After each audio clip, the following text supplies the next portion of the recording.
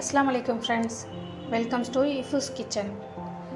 இதான் என்னோடய first vlog. YouTube start பண்ண ரொம்ப நாள் ஆசை, ஃபைனலி ஸ்டார்ட் பண்ணியாச்சு. ஆக்சுவலாக 2 நாள் கழிச்சு இன்றைக்கி தான் கொஞ்சம் வெளிச்சமாக இருக்குது. 2 நாள் விடாமல் ஒரே மழை. உங்கள் ஊர் பக்கமும் அப்படி தான் இருக்குன்னு நினைக்கிறேன்.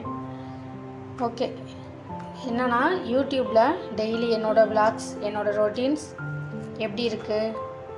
ஆக்சுவலாக டயட் ஃபுட்டெல்லாம் எடுத்துக்கிறேன் வெயிட் லாஸ்க்காக.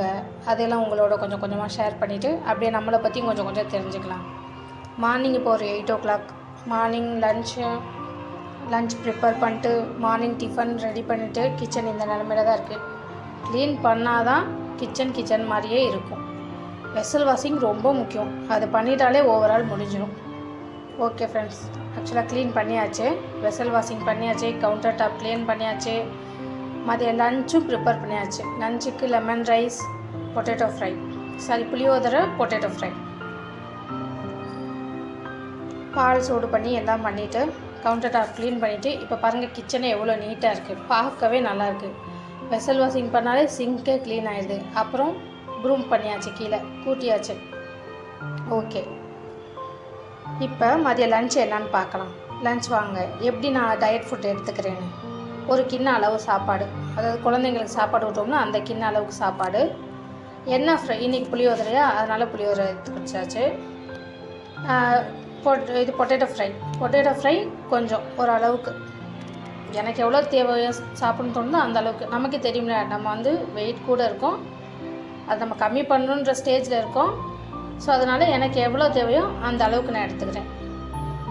ஃபுல்லாக எல்லார அளவுக்கு ரொம்ப நம்மளுக்கு நாலேஜ் இல்லை வெயிட் லாஸில். நமக்கு என்ன தெரியுது, நம்மள்ட்ட என்ன இருக்கோ அதை வச்சு நம்ம வெயிட் லாஸ் பண்ணிக்கலான்னு. கொஞ்சம் பொட்டேட்டோ ஃப்ரை, கொஞ்சம் புளியோதரை, கொஞ்சம் கேரட், கொஞ்சம் பச்சை காய்கறிகள் சேர்த்துக்கலாம்ல. Carrot, potato fry, lemon rice. இன்றைக்கி இதுதான் லன்ச் மெனு. மழைனால துணியெல்லாம் துவைச்சி வீட்டுக்குள்ளேயே காய போட்டாச்சு. இன்னும் ட்ரை ஆகலை. நேற்று காய போட்டது 2 days அப்படியே இருக்குது, ஈரமாகவே இருக்குது. ஃபுல்லாக 2 கொடியிலையும் துணியை காய போட்டு சேர்லேயும் காய போட்டு வச்சுருக்கு. ஈவினிங் இப்போ 4 o'clock ஆயிடுச்சு. இப்போ நமக்கு காஃபி டைம். ஏன்னா நமக்கு கொஞ்சமாக தானே சாப்பிட்றோம், நம்மளுக்கு காஃபி டீ குடித்தா தான் கொஞ்சம் நல்லாயிருக்கும். அதனால் ரெகுலராக ஒரு கப் காஃபி எடுத்துக்குவேன். அளவா டீயோ காஃபியோ ஏதோ ஒன்று லிமிட்டாக சாப்பிட்றதுனால கொஞ்சம் சீக்கிரமாகவே நமக்கு பசி வந்துடும். அதனால்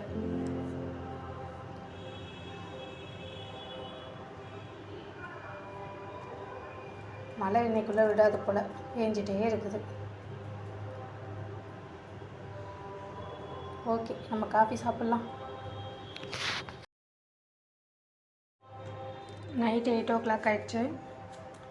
சாம்பார் கொதிச்சிட்ருக்கு. சுரக்காய் போட்டு சாம்பார். இட்டு பால் வச்சுருக்கேன். நல்ல வாடை. சாம்பார் சுரக்காய் போட்டு ஒரு டிப் இருக்குது, பிள்ளைங்க காயெல்லாம் சாப்பிடாமல் இருந்தால். அது நெக்ஸ்ட் வீடியோவில் ஷேர் பண்ணுறேன். அடுத்து சப்பாத்தி திரட்டி வச்சுருக்கேன். 2 சப்பாத்தி டயட்டில் இருக்கனால நைட் 2 சப்பாத்தி. அதில் இது வேறு எதாவது ஃபுட் இருந்துச்சுன்னா அது கொஞ்சம் லிமிட்டாக. இது மாவு யாருக்குன்னா பாப்பாவுக்கு, ஹஸ்பண்டுக்கும். 2 சப்பாத்தி. ஆக்சுவலாக சப்பாத்தியில் ஆயிலே சேர்க்க மாட்டேன். மாவு பிசையும் போதும் சப்பாத்தி போடும் போதும் சரி, சுடும் போதும் ஆயில் போடுறதில்ல. ஆனால் ஃப்ளஃபியாக வருது. மாவு பிசைகிறதுல தான் இருக்குது. பார்த்தீங்களா எப்படி இருக்குன்னு. கரண்டி வச்சு அப்படியே அங்கங்கே அமுக்கி விட்டோன்னு வச்சுக்கோங்க, நல்லா அப்படியே உப்பு அப்படியே எந்திரிச்சு நிற்கும். பஃப்னு நல்லாயிருக்கும். சப்பாத்தி சாப்பிடவும் நல்லாயிருக்கும். ஆசீர்வாத ஆட்டா தான் யூஸ் பண்ணுறது.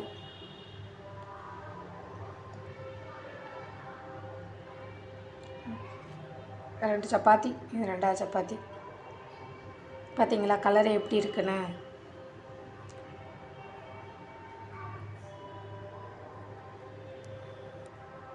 பால் கொதிச்சிருச்சு, ஆஃப் பண்ண வேண்டியதான். ஒரு கொதி பொங்கி வந்துச்சுன்னா ஆஃப் பண்ணிடலாம்.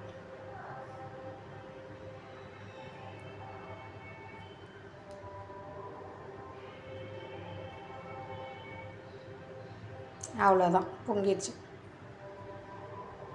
அடுப்பு ஆஃப் பண்ணிவிட்டு சப்பாத்தி போட்டு எடுத்துட்டோம்னா அடுத்து தோசை சுடுற வேலை தான். தோசை சுட்டதும் முதல்ல குழந்தைங்களுக்கு ஊட்டணும், அதுக்கப்புறம் நம்ம சாப்பிட்டுக்கலாம்.